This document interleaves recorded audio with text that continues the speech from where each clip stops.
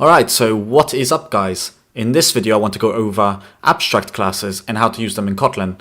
So let's get started immediately by creating an abstract class. So we're going to write abstract class, and this is going to be a person. And inside here we are going to create a block, and we're going to create a variable of age, which we are going to assign the value 27 to it. And then we're going to create a function called display age, and it's going to take age as a parameter, and inside here we will write print line age is age. Then immediately under we are going to write an abstract function, and we will just start by writing abstract function print message, and that's going to take a message of type string.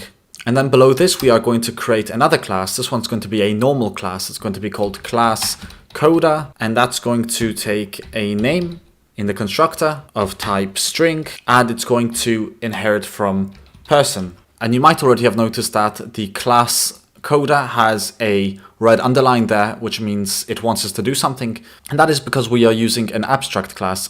And the difference between an abstract class and a normal class is that you cannot instantiate an abstract class. You can inherit from it, but you cannot instantiate it. So we need to click on implement members, and it will override this abstract function of print message. So you can think of abstract, the abstract keyword, as kind of like a contract. So everything in the class that extends person must use this abstract function over here, because that is the contract they have agreed to. And actually we are going to create another value. So we're going to write private value name equals underscore name. Then inside the print message function, we are going to write a print line statement, and inside we will write your name is name. Another print line statement, which will say personalized message colon, and we are going to enter in our message. And one more thing I forgot to mention is that this abstract keyword means that the class is open, and it will always be open as long as it is defined as an abstract class.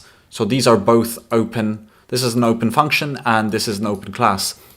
And that's why we can use it so easily down here. So we can also write abstract var. And as soon as we turn this into an abstract variable, we must implement it in our coda class, because it is a contract and we must implement it.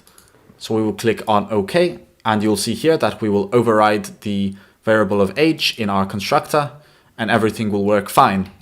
But let's get rid of that, and let's move straight to our main function. We can try to create a value of person and use our person class, but the IDE will not be happy with that, because it will tell you that you cannot create an instance of an abstract class, and that is because it is an abstract class. So instead what we are going to do is write value coda, and we are going to equal that to coda, which inherits from the abstract class and gives it all the methods it needs. So we'll write a name, which will be even. And let's just add an R there before I forget. And then down here we'll write coda.age, and we will assign that to 54. And then we will write coda.displayAge, which is the function from the abstract class. So we do not have to create it inside the coda class, because it has been inherited from person, and we can just use it anywhere we want. So inside here we will write display age, and we will take the coda.age, which has been set to 54. And finally we will call coda.printMessage. And the message we will include for this one is I love to code. And as you can see, abstract classes are actually very easy to use. So in the end, let's go ahead and click on play. And you can see as soon as it's done compiling that we get the age is 54 because we set it here. Then it says your name is even, and that's because we entered the name of even here, and that placed it right in here. Then we have a personalized message that says I love to code, and that is the message that we chose to include here, which also got included in our print message function. But anyways, I hope this video helped to clarify what the abstract keyword was used for, and how it could be used to simplify creating subclasses or classes that want to inherit from other classes. It just simplifies quite a lot. But that is all for this video, and I will see you in the next one. Ciao.